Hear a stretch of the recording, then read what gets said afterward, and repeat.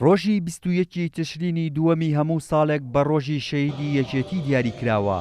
ئەو شەهیدانەی کە لە پێناو خاکی پیرۆزی کوردستان خوێنی خۆیان بەخشیوە و گیانی خۆیان کردوتە قوربانی بۆ بەدیێنانی ماف و داخوازیەکانی گەلی کورد لە شاری هەولێر و سلەیمانی و هەڵەبجە بۆ بەرزڕاگرتنی ئەو ڕۆژە چەند چالاکیەک بەڕێوە چوو.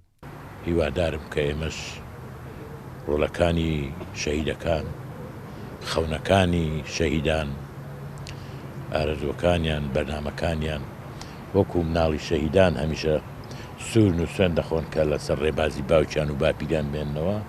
ئێمەش هاوسەنگەرەکانی ئەو شەهیدانە ئەو سوێندە ئەخۆین کە وەفادارن بەرامبەر بە خەونەکان و جێبەجێکردن و لەسەر ڕێبازەکان ببینین. وەک هەمیشە لە ڕابردوودا بەڵێنی ئەومان داوە بە کەسوکاری سەربەرزی شەهیدان کە ئێمە هەمیشە چۆن لە ڕابردوودا بەڵێنی ئەومان پێداوە کە خزمەتکاری کەسوکاری سەربەرزی شەهیدان بین دەبێت لەمە دوای ئەو لەوێتی کارەکانمان لە خزمەت کەسوکاری سەربەرزی شەهیداندا بێت. بە حکمی ئەوەی حیزبەکەمان حیزبی شەهیدانە پێویستە وەزیری شەهیدان لە یەکێتی بێ و حەسە یەکێتی بێ و بە گرنگیەوە بڕوانینە ئەو وەزارەتە. ئەم ڕۆژەدا ئێمە وەکو مەڵبەندی سێی هەولێری یەکێتی نیشتیمانی کوردستان کە لە هەولێر 4600 شەهیدمان هەیە دووپات دەکەینە بۆ شەهیدەکانمان، بۆ تێگڕای کادیرانمان کە ئێمە تێگڕای جەماوەری خەڵکی کوردستان کە ئێمە بەردەوام دەبین لە خەباتی تێکۆشانی خۆماندا. هەڵەبجە خۆی نازنامەکەی شاری شەهیدە و یەکەم شەهیدی شۆڕشی نوێژ دیارە لە دەڤەری شارە زوور و هەورامان و هەڵەبجەوە بووە.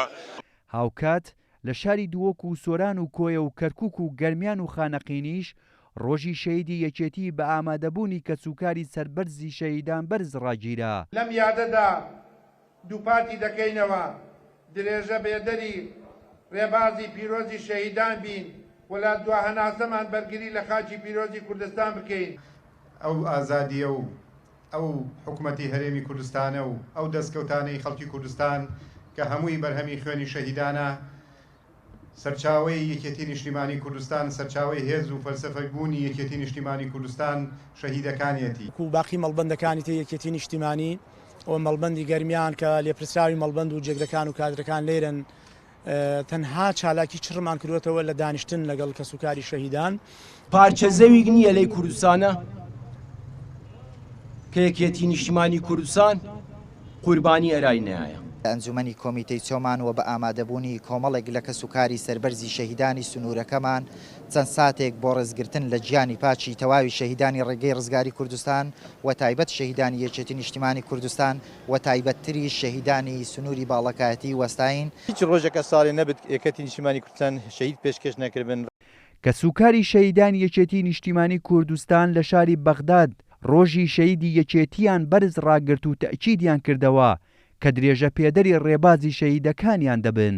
کادرەکانی مەڵبەندی بەغدا و کەسوکاری شەهیدان کورد لە بەغدا ڕێز و نەوازش بۆ ئەو سێ سەرکردەدا ئەنوێنین بەرامبەر کەسوکاریان و داواکاری لە خودای گەورە کە بە بەهەشتی بەرین ڕۆحیان شاد بکە و هەروەها بۆ گیش شەهیدانی کورد و کوردستان. وەکو ساڵیادی شەهیدانی نیشتیمانی کوردستان 23,000 شەهیدی نیشتیمانی کوردستان ئەمڕۆ تەواوی ماڵباتی شەهید و کادران ئێمە خوڵەکێک ڕاوەستان بۆ گیانی پاچی شەهیدان درود بۆ گیانی شەهیدانی پاچی ڕێگای ڕزگاری خوازی میلەتەکەمان و یەکێتی نیشتیمانی کوردستان و لە هەمان کاتدا چەندین ساڵاکی تر بەردەوامی دەبی لە ڕۆژەکانی داهاتووش بەم بۆنە پیرۆزەوە ئێمە لە کەناڵە جوانەکەی ئێوە سەری ڕێز و نەوازش دادەنوێن بۆ گلکۆی پیرۆزی شەهیدان.